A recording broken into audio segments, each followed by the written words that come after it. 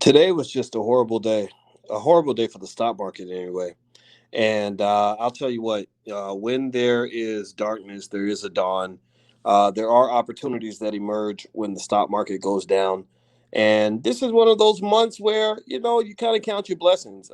So I'm going to break down for you what's going on in the stock market and why September was the worst month since the start of the dun dun dun dun pandemic. Get ready, buckle up your seatbelt. We're going to get started on the Black Financial Channel right now.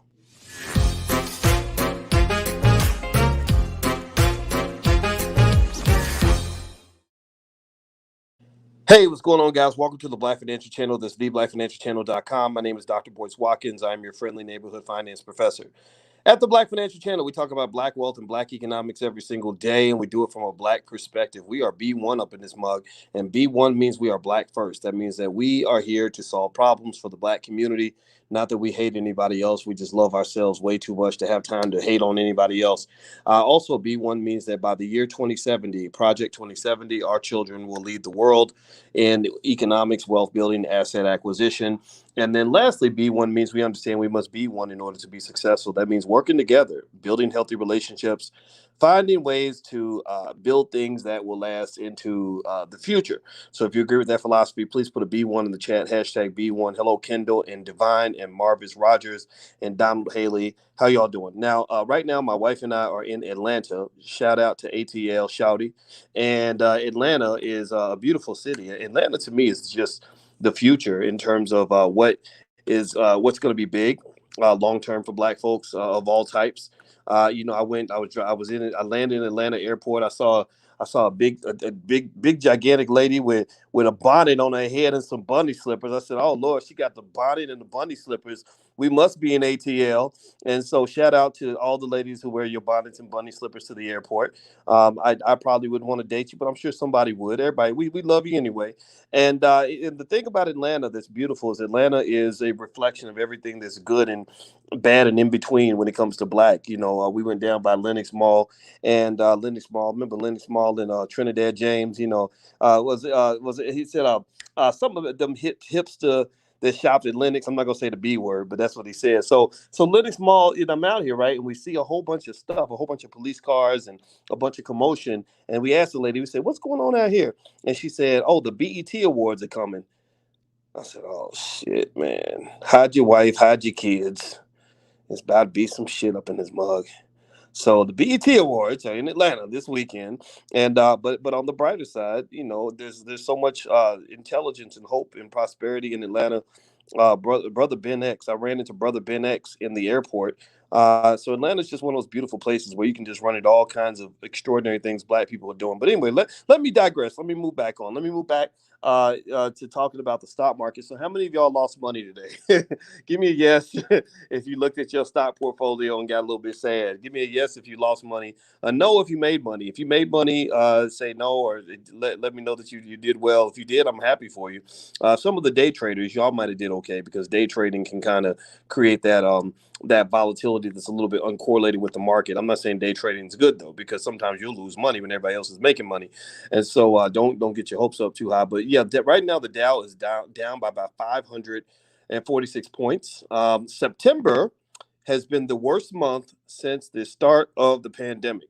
So when the pandemic began, you saw that big, massive dip in the market. It's the same way I'm here talking to you right now today. I was talking to you on the day that the pandemic dipped, and our goal, our general conversation, our general statement, thought, recommendation, if you want to call it that, was I said I'm buying the dips.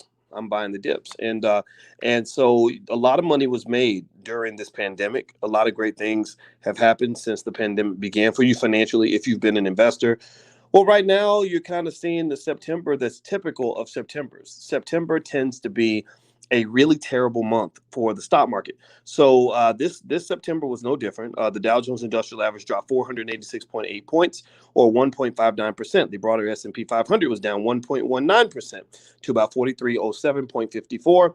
The Nasdaq is down about 0.4%, 14,448.58. According to CNBC, the weakness for the market came on the final day of what has been a rough month for equities, as rising rates, inflation fears, and concerns about the Chinese property market have roiled stocks. Now, remember I told you guys about Coroli contagion. Coroli contagion. I named it. I labeled it Coroli contagion after my dissertation chair, Andrew Coroli, one of the nicest white men I've ever met, from Canada, who is I think he's the department chair at Columbia University, or not Columbia, I'm sorry, Cornell University now. And I haven't seen Andrew for a long time, but he used to talk to me all the time about financial contagion, where one market, the Chinese market, can sneeze, and that contagion, that financial coronavirus, can spread all throughout the world. Like literally, what happens with this company called Evergrande? Evergrande's the name of the company in China. They are a big property developer that literally owes, I think they owe like $300 billion or something. It's kind of crazy. You got to have good credit to borrow $300 billion. I couldn't borrow $300 billion. But anyway, imagine if black-owned businesses could get $300 billion in credit. That would change everything for us, right? Well, anyway, apparently they give their credit to the wrong people because Evergrande is getting a little shaky. They're missing bond payments, and that was something that they felt could have a ripple effect all throughout the global economy. And so right now, I tend to be with Kenya. I think that there are some significant buying opportunities. If you want to know what I bought, I think I bought some Disney. I bought some Disney, and I bought a little Starbucks because I just not because I just know that they're going to pop in the next 2 months, but just because these are good companies that are just good at making money, good at expanding their markets. And right now, the signals I'm getting are just kind of mixed. You have a lot of uncertainty. The market does not like uncertainty. It gets very uncomfortable when things are uncertain. All the economic models that value a stock price tend to go down when there's uncertainty. Risk is never a good thing for a market. So you have a lot of risk. You got the government still arguing over the government funding bill and whether or not they're going to raise the debt ceiling and all that stuff. And then you not only don't know if they're going to come up with a deal, you don't know what the deal is going to look like, right? So that's another issue that you have to kind of deal with. But then also you have fears of inflation. A lot of people feel that inflation is going to be higher than the Fed chair, Jay Powell, believes it's going to be. You have rising bond yields, which comes from a decline in the 10-year bond yield. For some reason, the 10-year bond yield is a big number because what it does is it tells you what expected inflation looks like. It also tells you what they call these long duration assets are going to do. The long duration assets are these companies that haven't made a lot of money now, but they're expected to make a lot of money in the future. And so the way the economic models work is that when these long-term yields start to go up, the values of these long duration assets go down. So it doesn't hit, companies that are strong on cash flow like a Coca-Cola or whatever, or a GM that aren't growing that much. It doesn't hit them as hard. But these young companies, the NEOs and even to some extent, even a Tesla, they tend to get hit pretty hard. So anyway, reading on, according to CNBC, it says September lived up to its reputation and dented stock portfolio returns, but not too badly, wrote Ed Yardeni of Yardeni Research. There has been a lot of concern about that higher wages, higher energy prices, and higher transportation costs will weigh on earnings for the rest of this year and into 2022. It's certainly something we'll be tracking, but so far analysts remain relatively sanguine. So effectively, what is going on is that there are these supply chain issues, which I believe are very, I think they're short term. I don't think they're going to last forever. Supply chain issues cause prices of companies, goods to go up. A Bed Bath & Beyond got body slammed because the cost of goods sold went up so much that it killed their profitability. So effectively, in fact, Bed Bath & Beyond dropped 22.1%. So I'm going to dig into that actually in research to see if that's a good buy, because it is probably what they call an idiosyncratic issue that's affecting that company specifically. But I believe that if it's a temporary problem, then why not buy it? I may actually look into buying some Bed Bath & Beyond. I want to see what the analysts have to say about it. Walgreens, Boots Alliance, Home Depot dropped 3.4% and 2.6% respectively. Energy and financial stocks, which have been some of the best performers in recent weeks, took a step back on Thursday. Shares of Goldman Sachs were 1.7% lower, while JP Morgan was down 1.3%. Tech stocks outperformed on Thursday, but the Nasdaq still suffered its fifth straight losing session. Tech names have been hit by the recent jump in the 10-year Treasury yield. That's what I mentioned earlier, the 10-year Treasury yield, which is an expectation on inflation. It broke 1.567% this week.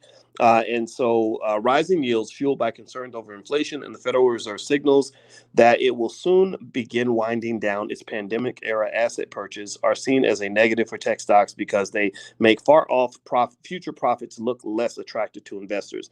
That's what I was talking about earlier when I mentioned long duration.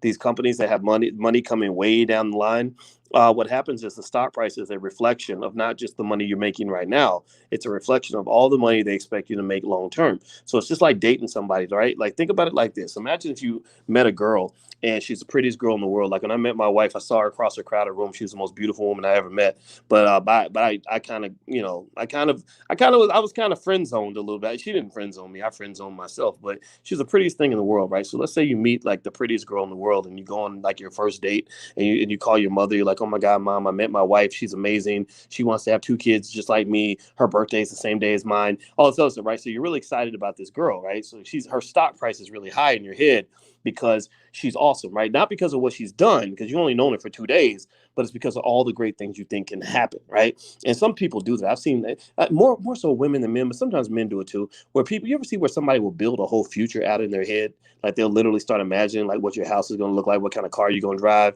what city you're both going to live in, how many kids you're going to have, all that. Well, anyway, so imagine that. So you met somebody that you really love and you think they're the greatest, and it's been 2 days though. So you're planning all these great things, and then one day you find out that they have a girlfriend or that she has a boyfriend, right? And then everything that you had in your head, all of your hopes and dreams are crushed, right? So you're not just losing the girl you met 2 days ago, you're losing the woman that you think is going to be your wife, right? Or you lost the man that you thought was going to be your baby daddy, right? And so basically that's what happens with these long duration stocks. These are companies that haven't done a lot. They haven't. And that's the big debate in financial markets is like, how in the hell can a company like a Tesla have a bigger valuation than Toyota, right? Or these companies that have sold 100 times more cars than they have, right? Well, it's because everybody thinks Tesla is going to be the what's the word? People think Tesla is going to give birth to entire industries. They feel like Tesla is going to be the destroyer and the creator of worlds. They're pricing all this into the stock price. Like they literally are imagining this whole future that's partly controlled by companies like Tesla. That's where their massive market valuation comes in. So whenever there's any little piece of information that sort of wrinkles that fantasy, you start seeing those prices crash. That's why stocks like that tend to have the most volatility. Same thing with crypto. Crypto's kind of in that space. Like Ethereum, it could be huge. I think Ethereum's going to be massive, right? That's why you see the price go up so much. But if any little thing happens that threatens the future existence of all the possibilities that Ethereum is going to deliver to you, well, then you see the price plummet. You see the volatility in crypto is absolutely insane. So right now, if you want to know where I am in all of this, I see shares of Apple and Amazon dropped. I think these are good companies to maybe look into, digging into. I think I bought some more NVIDIA. I don't think NVIDIA dropped, but I like NVIDIA. I just like what they do. I like how they do business. So there are plenty of opportunities out here. I think long-term investing is still going to work. I don't see any reason why it wouldn't work. I think that Congress is eventually going to grow up and make a deal. I don't think they're going to let the debt ceiling issue go on for too long, although there could be a government shutdown. That's always a possibility because you cannot underestimate the stupidity of your politicians. We know how ridiculous they are, but eventually everything's going to be fine and we're going to live happily ever after. So this might be a good time to buy. I'm not telling you to buy, but I will say that I think it's a good time to buy. All right, guys. So anyway, make sure you subscribe. If you haven't subscribed, do that. Also, if you want a free e-copy of my book, It Takes a Village to Raise the Bar, you can go to allblackeconomics.com. That URL is on the screen. Please hit the thumbs up button right now. We are growing Black-owned media, and we really need your help. We really, really, really need your help because with the All Black National Convention coming and the things that we're trying to do in the community, we are doing this and getting it done. And the more support we get, the more we can make it happen, and we will show you results. You can ask us any question about where the money's going and all this other stuff, and we will tell you what we're invested in and what we're making happen right now. Like right now, we're buying some property in Atlanta. We're going to buy some more property in some other places. When I saw brother Ben X, actually, he told me he's going to buy 440 acres in Georgia. And I hope it's okay that I mentioned that. But he's making big plans with BWO. And I just really think that you have some people out here that are doing some great things. And I encourage you to pay attention. So we're going to talk about these great things and these great ideas. And we want you to bring your great ideas to the table at the All Black National Convention, which is down in Orlando, October 29th through November 1st. We are having the Black Brain Trust. All the greatest minds in health and wealth, in relationships and everything in between are all going to be there, and we're going to be planning, and we're going to be building things and getting things done, and making the future happen. Don't wait for other people. You can do it yourself. You have all the power that God put inside of you, and you are meant to be great. So don't forget that. All right, I'm going to take a nap. God bless you. I'll keep you guys posted on our trip in Atlanta, and I guess we'll talk to you all soon. So hit the thumbs up button on your way out, and I'll talk to you guys later. I hope you make a ton of money. Peace.